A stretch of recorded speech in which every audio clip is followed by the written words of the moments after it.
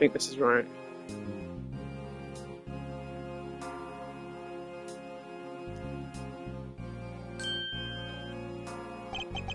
Okay, what are you doing here?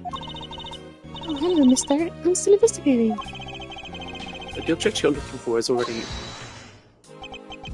Okay, don't mind him. Please continue with your investigation. Okay, you got it. Is it too bad? Haven't we already found what you were looking for? If it means I can keep her in the dark just a little longer, any little task will do. Oh, you're more sympathetic than I thought.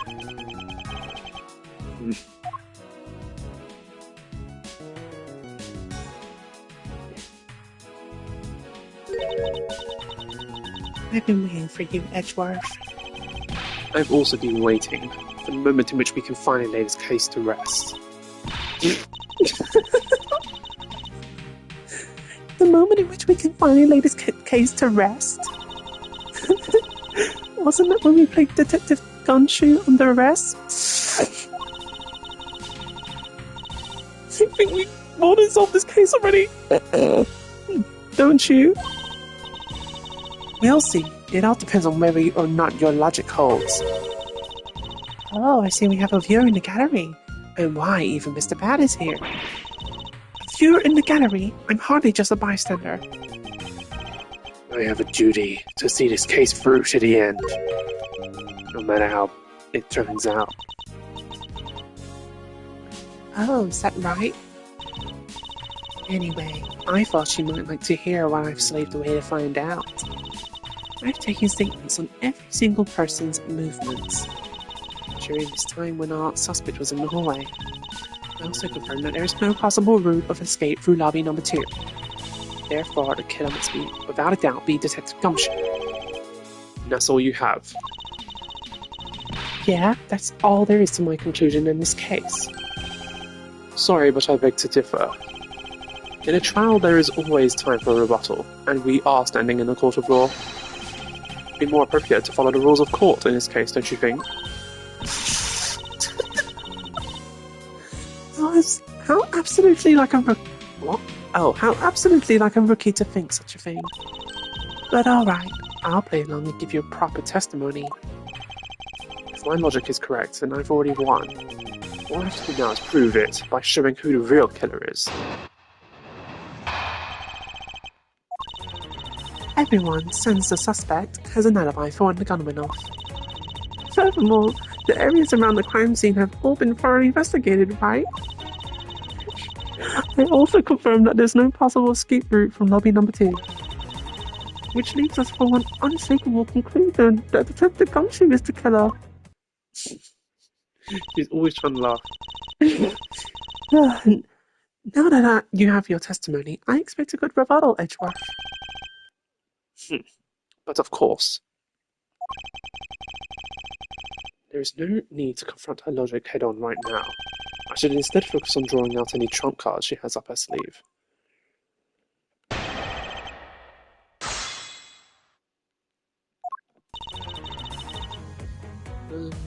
Hold it! Suspects, but I thought that Detective Gumshoe's alibi had already been proven. Are you joking, Edgeworth? I assure you this is no joke. Look, I know you heard from the judge earlier, but that detective was in the hallway with Mr. Faraday's daughter eating a Swiss roll. Yes, that's correct. But see, that was 20 minutes before the real gunshot went off, right? And the problem is there is no one else who can corroborate what he did just since the snacking. I see she's done her research well. He said I should focus on drawing out whatever trump card she's withholding.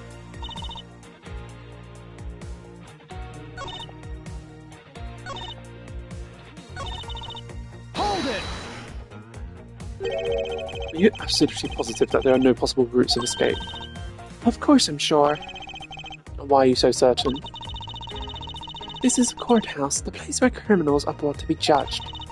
If there was an escape route, I'm sure every criminal would be using it to escape. It's just common sense. It's just...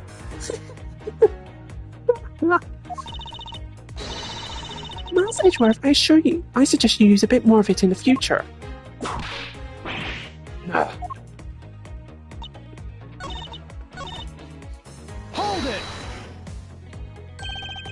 Whether they have been thoroughly investigated or not is for me to decide. The sponge eyebrows and lines on your forehead are back. Anyway, even if you believe it hasn't been exhaustive, the crime scene lobby number 2. There's no way out other than the hallway Detective Gumshoe was standing in. And because he claimed to be there, that makes him the only possible suspect. but isn't it also possible that because someone escaped through a window and into the garden? That's the first place everyone looks, silly. These aren't a bunch of lazy bums. They looked into every possibility, you know. Isn't that right, Mr. Bad? Yeah. There wasn't a scrap of evidence to suggest someone used one of the windows. There also weren't any footprints or anything in the courtyard garden. I suppose they really did check everything that could be relevant to the case. Hold it!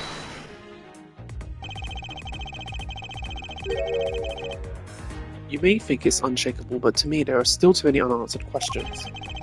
For example, who was it that placed the gun in Mr. Faraday's hand?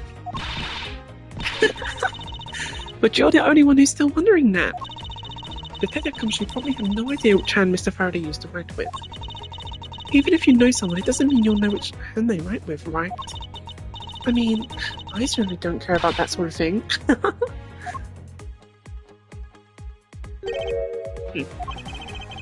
I'm not about to let her get a rise out of me with such a flippant statement. I suppose we've really reached the end now. I already have my trump card ready, all that remains is to play it. Before I do, I think I should inquire into a little something about Miss Her argument. You said earlier that she confirmed the alibis of every person other than the suspect. However, I don't recall either Francisco or myself speaking with you about the subject. Ah, but there were witnesses. For you, there is your mentor who gave you an alibi. I see. As for little Missy, she came to the courthouse during the recess. It was stopped by a security guard at the door to the hallway. She gave him quite a whipping for that, or so I heard. I'm the daughter of Manfred von Kalmer, and I would not be forcibly stopped by a guard or a bailiff or anyone else. Wait, so basically the only reason Francisca bothered to show up today was because she found out that I was to be the replacement prosecutor. By the way, Miss Yu, what was everyone's alibis before Detective Gumshoe was assigned to guard duty? What about them? Have you looked into what people were doing during that span of time? What kind of idiot do you take me for? It doesn't matter when the killer went into lobby number 2, from the time we heard the gunshot, to the time Mr. Bad and I arrived on the scene as we dashed from lobby number 1. The only person who could have committed the crime was Detective Gumshoe. Yes, let's talk about when you and Detective Bad heard the gunshot, shall we? I suppose that if we go by your logic, then Detective Gumshoe is the only one. However, what if the crime had occurred at an entirely different time than when that gunshot you heard went off? What then? That gunshot was a trap meant to manipulate our perception. Sadly, your explanation is very lacking, Edgeworth. The gunshot we heard in lobby number 1, can't you explain how that could have been fabricated? Take that! That tape? Yes, this is exactly what you think it is. This is the surveillance tape of Mr. Rell the prosecution presented in today's trials. This was found loaded in the video player in lobby number 2. That was connected to the large television that had its volume turned all the way up. You can't honestly mean that the sound we heard from the gunshot in the video was the gunshot in the video. Ah, but I do. Which leads me to my next point. The murders occurred much earlier than when anyone heard the gunshot. That's the only thing I can think of too. After committing double homicide, the killer took the surveillance video out from Mr. Faraday's evidence bag, turned the television volume all the way up and left the video to play. If played from the beginning, it would take 30 minutes for the gunshot sound to come on. And since we now know that this method of time manipulation is possible, it opens up the possibility that the killer is someone other than Detective Gumshoe. sounds from a television doesn't amount to much here. But of course, Mr. Prosecutor Edgeworth and little Miss Von Karma already knew that much from the very beginning, right? Of course we knew, didn't we, Miles? Yes, of course. We know about the soundproof quality of the courtroom's house's rooms. Of course, I'm not about to admit that we had no idea until only a little while ago. That's right. And if the rooms are soundproof, then we should have not been able to hear it. And yet we heard the gunshot clear as day. And that's it. End of story. but it's not. How should I explain why she was able to hear a gunshot from a soundproof room? The window was open. There is actually one common point between lobby number 2 and lobby number 1. And it is that despite the fact that both rooms have air conditioners installed, the window was open in each. Now, we know that the window... I don't know why I said lady. There's no... Anyway, I was thinking to say it. Now we know that the window in lobby number 2 was opened by the killer. However, a window in lobby number 1 was also open. Objection! It's probably just a coincidence that they were both open at the same time. Objection! It was no mere coincidence, I assure you. Why was the window open in lobby number 1? The answer is that a certain person did something to cause the window to be opened. And that person who triggered that action, that person is the real guilty party. The real killer in this double murder is... You. Take that! Miss Callisto, you. I hereby formally indict you of the murder of Mr. Faraday and Mr. Grell. What? You indict me? Are you serious, Miles? Why do you think she's the killer? I don't understand her motive just yet, but of course I'm serious.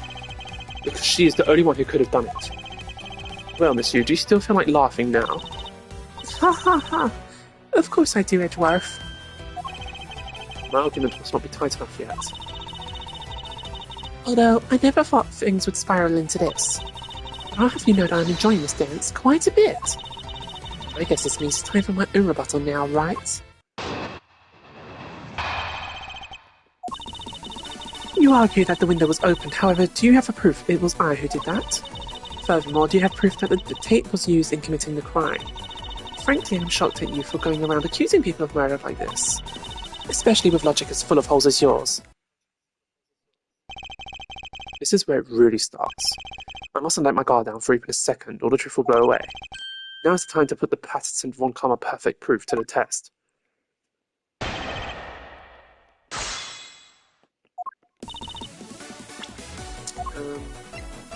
Do we have proof that she did that?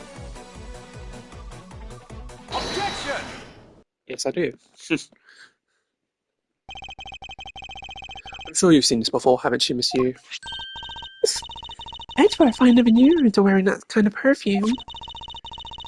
It's not exactly what I'd recommend for boys, you know. This isn't mine.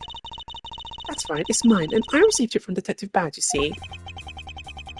Miss Yu, you can pretend all you like. We know at least this much, is for sure. That you are the one who gave this bottle of perfume to Detective Bad. And that you're super easy to rile up. So, what about the perfume? While you were in lobby number 1, you made a big show of spilling some of this perfume. That's according to Detective Bad. Oh, I know. You also knew that if you spilled it, he would naturally move to open a window. Objection! Come now, I've already told you that was all just a big coincidence. After we opened the window in lobby number 1, I just left it open, you know.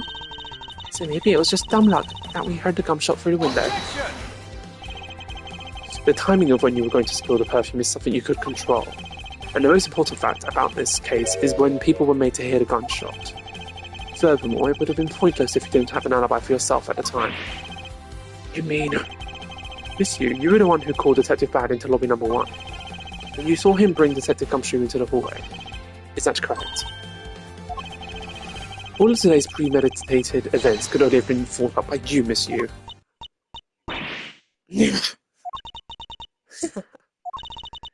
You accuse me of murder on the fact that I spilled a little perfume. Well, allow me to say this much. I couldn't have killed Mr. Faraday. Would you care to testify as to why? Look, I've had a lot of fun today, really. But I grow weary of this game of cat and mouse. Let's make this the last testimony and wrap up this absurd case once and for all. Okay. Why, it couldn't be me.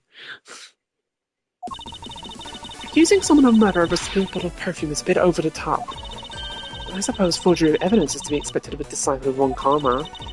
In any case, it simply could not have been me who killed Mr. Faraday. After all, I don't even know where the knife that was used to kill him came from. Miles, her testimony is flawless. Yes, but no matter what sort of trick she may try to pull, she won't escape me. And if I'm lacking any information, I'll just draw it out of her. Flawless testimony, half of it was insults.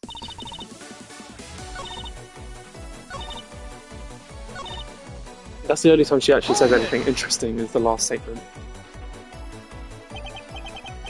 At this rate, she'll inevitably escape.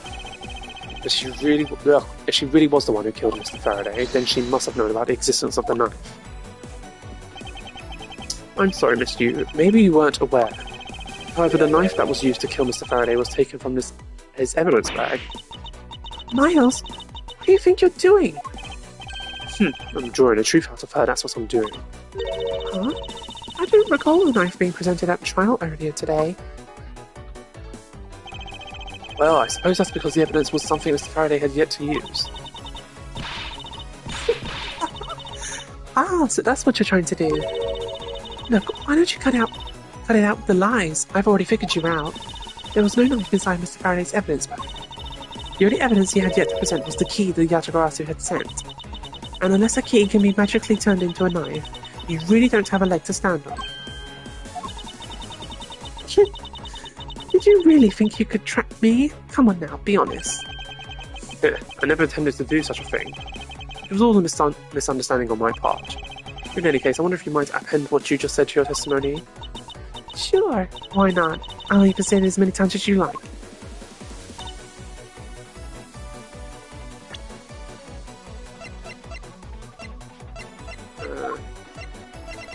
Where's the key? Objection!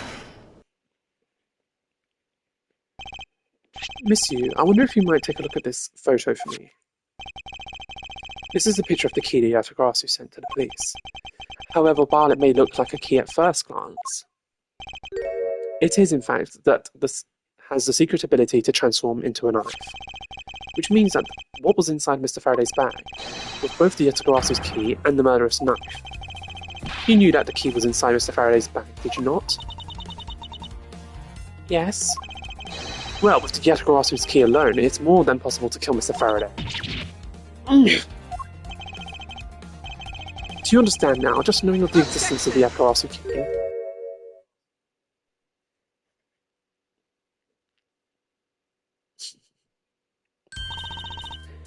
I still haven't had a good look at it. Showing it to me from that far away, you could be lying for all I know. You would even now feign ignorance. I'm not feigning anything. But we can't have you accusing me of a crime with false evidence now, can we? I mean, Mr. Von Karma, I've heard some very interesting rumors about him. Are you mocking my papa? Or papa? Don't you dare sully the good name of my mentor. Now take a good look, this piece of evidence is more than real. Wow, I knew there was such a trick to this thing. Are you satisfied now? But of course you knew from the very beginning, didn't you? You knew that the knife and the Yatagarasu key are one and the same. Otherwise, someone like you who isn't a member of law enforcement and who would never have been privy to this trick would never have known about it to begin with. Furthermore, there's something that the Yatagarasu sent to the police. How did you have knowledge as to what it was? That is true. Actually, I heard about it from Mr. Faraday. Just before he tracked Mr. Rill off, he told me. Oh, that's right, I almost forgot. He also told me about the key turning into a knife at that time. But he didn't tell me about how the key actually transforms.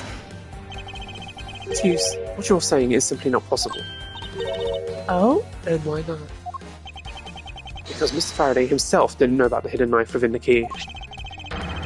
But within these pages, he mentions nothing about a knife. Objection! I'm not sure he would have written everything in his organizer, you know. Wouldn't something of this importance be better left to oral communication? Objection! Unfortunately, that is also impossible. Mr. Bad didn't know about the knife aspect either.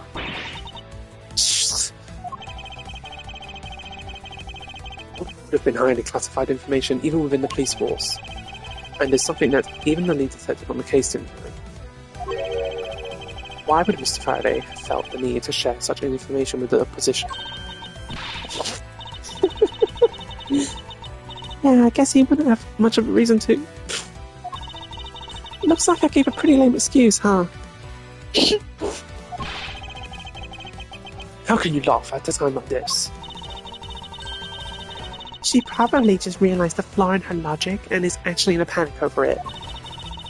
That's not something we need to concern ourselves with. I suppose you're right. Monsieur, I'd like to state that I also know how you know the real nature of the knife. Do you now? Well, why don't you put your money where your mouth is and show me? Oh, I will. And I'll wipe that smile off your face by the time we're through. This is it, the moment of truth. The secret behind the Yatagarasu's key. Only one person would have had knowledge of it, but from the get-go. Who would know from the start that the Yatagarasu key could change into a knife?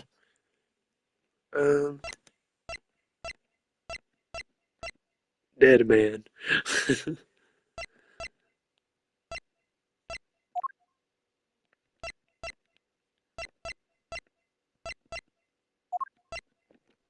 Take that! There is only one person who would have known about the dual nature of this key. And that is? And that is the person who sent the Yatagarasu's key to the police. That is to say, the Yatagarasu herself. Are you saying that this lawyer is the great thief Yatagarasu? Monsieur, you used Mr. Rell to lure Mr. Faraday into a trap, didn't you? You, who profess to bear a grudge against criminals, why? Why do something like this?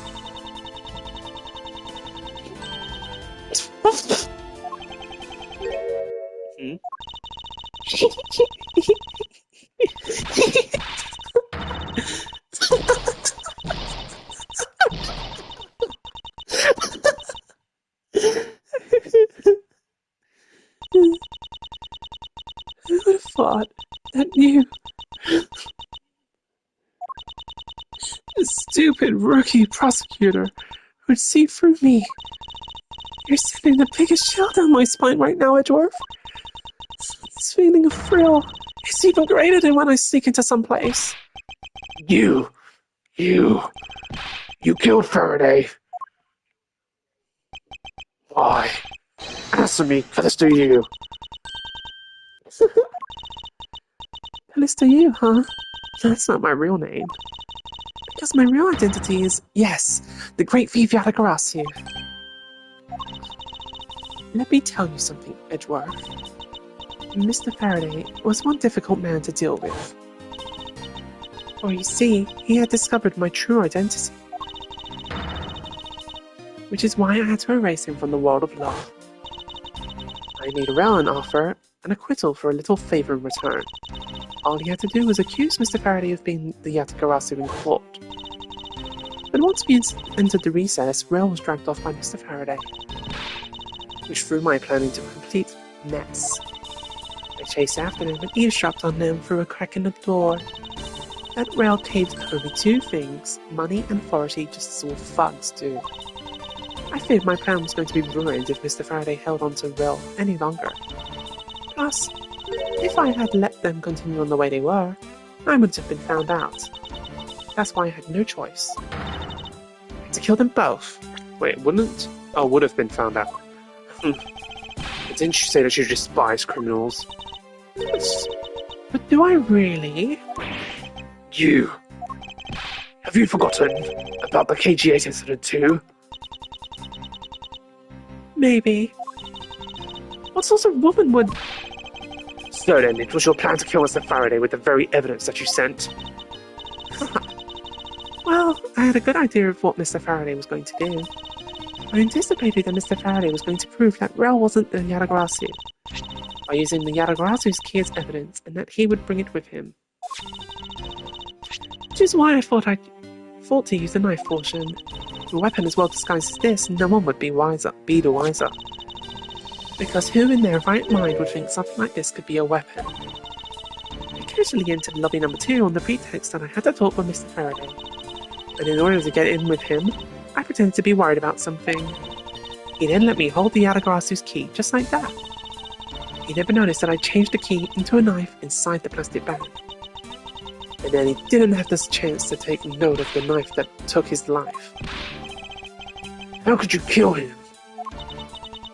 I knew him for a long time, you know. At the very least, I thought to give him a quick and painless death. But if you killed Mr. Faraday first, there was no need for you to kill Mr. Rel as well. I believe I mentioned why when we were placing Detective Gumshoe under arrest.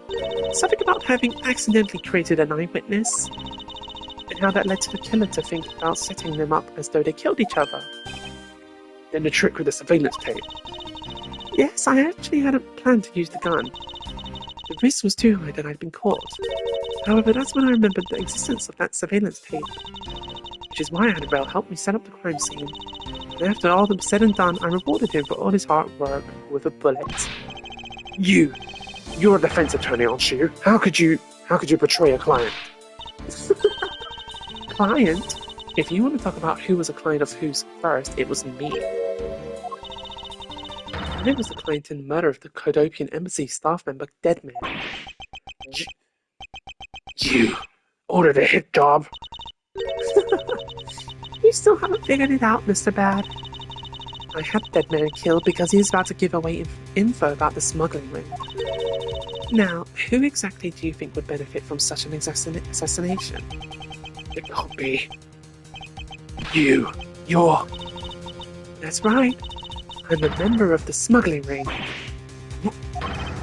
How could this... You don't mean... You're working with Manny Coaching too, do you? Maybe, maybe not. Guess you'll never know. Yatagarasu claims to be noble, but you're just another cold-blooded murderer. That's right, little girl. The Yatagarasu is just another killer. Be quiet. You. Yatagarasu. You can run from the law, but you'll never escape it. So just humbly accept the judgment of this court. Hey, Edgeworth. Did you know the Yatagarasu has 3 legs? Do you know why that is? No? Well, let me tell you. It means that the Yatagarasu has more than one razor-sharp way to do her work. Ugh. You really are too naive, Edgeworth. You even handed the Yatagarasu's key right to me without a second thought. Everything may not have gone according to plan, but I'll still gladly take it. Ugh. You mean the key was your real target? And even after I gave you such great advice, didn't I tell you to always keep a good eye on the criminal? Or you may regret what comes of your negligence. You two, get down! Ugh, my body, I can't move. Hey, mister, to your right. You! She's on, let me get out of here real quick. Are you alright, Francisca? I'm perfectly fine, Miles. Her voice is shaking, but it looks like she's unharmed.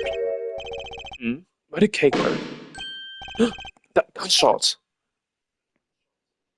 That's a gunshot.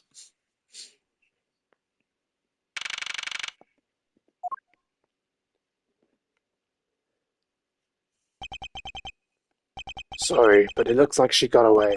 How? I called the precinct. They should have a perimeter set up soon. Detective Bad, are you alright? I heard a gunshot.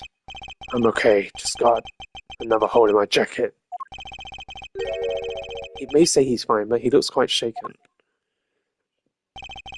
But more importantly, Mr. Edgeworth, Miss Von Karma, are you too hurt? I'm absolutely fine. I'm also right, thanks to Kay. Speaking of Kay, where is she? I don't know, she just sort of disappeared. I'll go look for her. Oh, and hey, Detective Gumshoe. Yes, sir. Detective Bad, sir. I'm sorry it doubted you. Don't worry, sir. It's not your fault. I lied to you guys too, after all. I heard about what happened from Kay. Dying while giving testimony is still unforgivable. But in this case, you were protecting Kay and her feelings. Looks like you might have just what it takes to be a real detective. No, don't you ever lose that detective spirit, okay? You got it, Pops! Pops? Watched one too many detective dramas recently, have we? Way to single-handedly destroy the cheery atmosphere of one snarky comment. I should get back to the investigation. I swear I'll catch you if it's the last thing I do. Be careful, Detective Bad, and take care. Thanks. Well, I'm off. Maybe we'll run into each other again someday.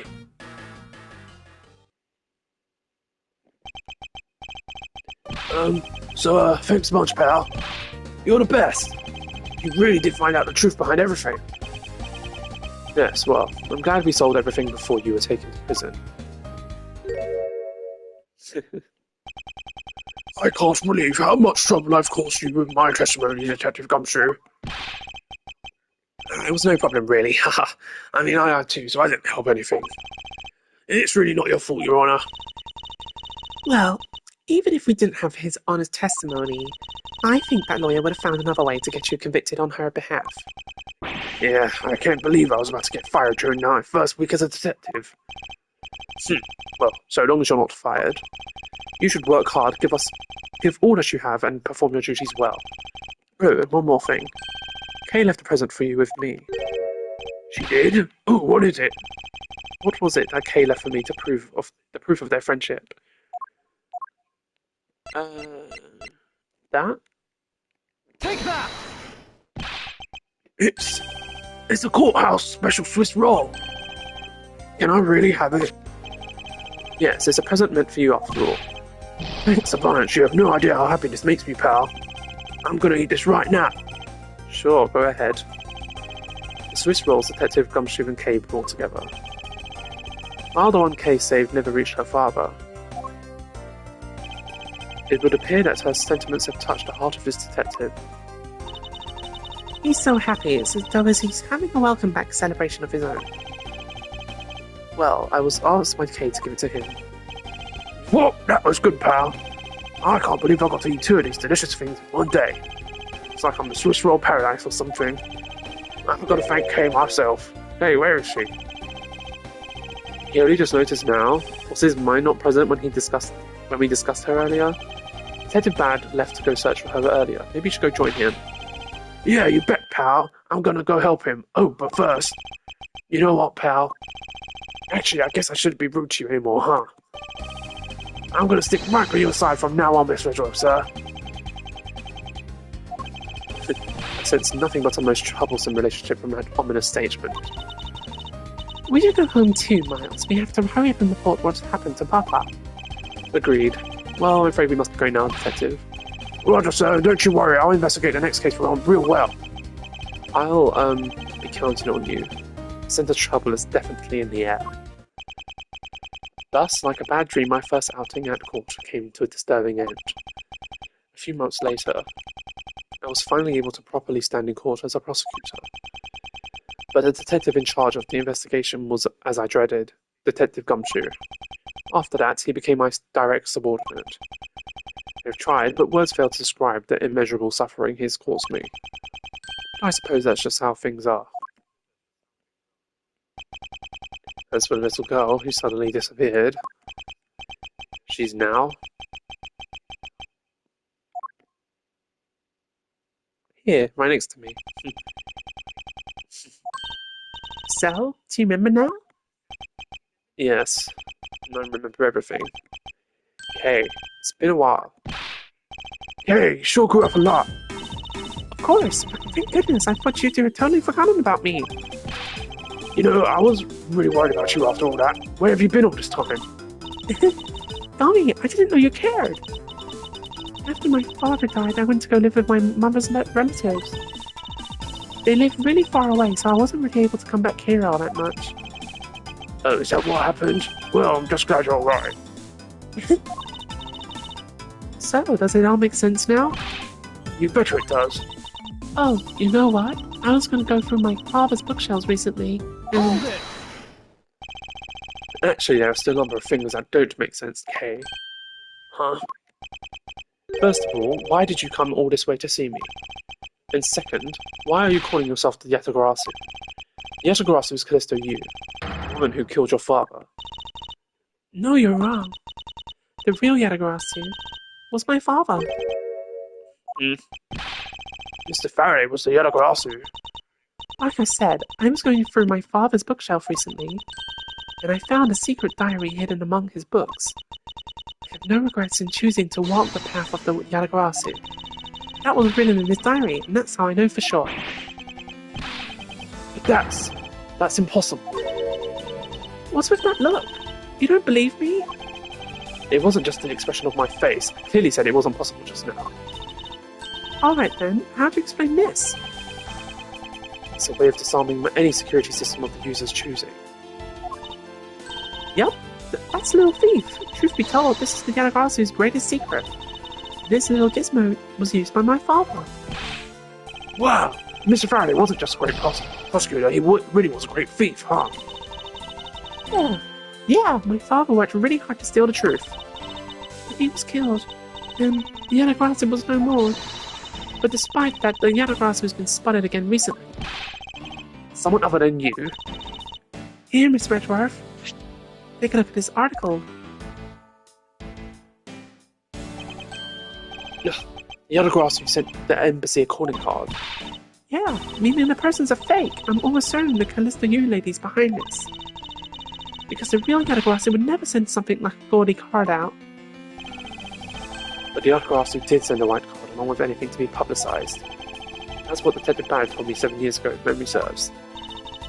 Well, as soon as I heard the news, I got all wound up and I knew I just couldn't let it go. So I searched you out, so that I could obtain the truth behind the Yatagarasu. Because if anyone can help me find it, I figured it was you, Mr. Edgeworth. So you're saying that I have your father's and Miss Yu's identities backwards? Yes, because the real Yatagarasu is noble to the end. And I want to revive the real noble Yatagarasu. If I don't, my father will never be able to rest in peace. Kay. Hey, so honourable. I don't care what anyone else thinks, I'll always be here to cheer you on, pal. Even if you are honourable, a thief is a thief. And if you are plotting to commit a crime, then I'm afraid I can't be complicit. Mr. Edgeworth, you guys are not making it easy for me. Who am I supposed to support now? Mr. Edgeworth, what I want from you is not to steal something. What I want is the arrest of that evil woman. That evil woman? You mean Callisto Yu? I think it's too hard for me to catch her all by myself. But I thought that since you were able to expose her for who she is, then maybe... Please, Mr. Edgeworth, would you help me? Come to think of it, I do believe I owe you. Huh? Owe me for what? Unless you made her escape, it was you who saved my life. Furthermore, you helped me with the investigation today. I am not so rude as to leave favours unrepaid. Then you mean? Yes. That case has been weighing down my soul ever since that fateful day. Perhaps the time has come to settle things once and for all. If you don't intend to sully your hands in a crime, then I believe I can help you. Mr. Edgeworth, thank you. Yay, Mr. Edgeworth, sir. Isn't that great, Kay? Yeah, it sure is, Gummy. Even though he had completely forgotten about her until just now. What is it with their chummy relationship? great thief Yatagarasu. After all that time, the true identity of those thieves sank back into the darkness. Byron Faraday, Callisto Yu, and Kay Faraday. What the hell is that? The phantasmagorically changing identity of the great thief Yatagarasu. I've never seen that word before in my life. And the Yatagarasu's real goal. It would all come to light the day after I made that promise to Kay. The end.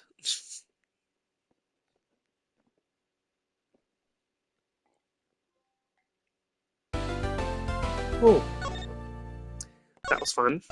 I'll see you guys in the next one. Laters, bye. Turnabout ablaze.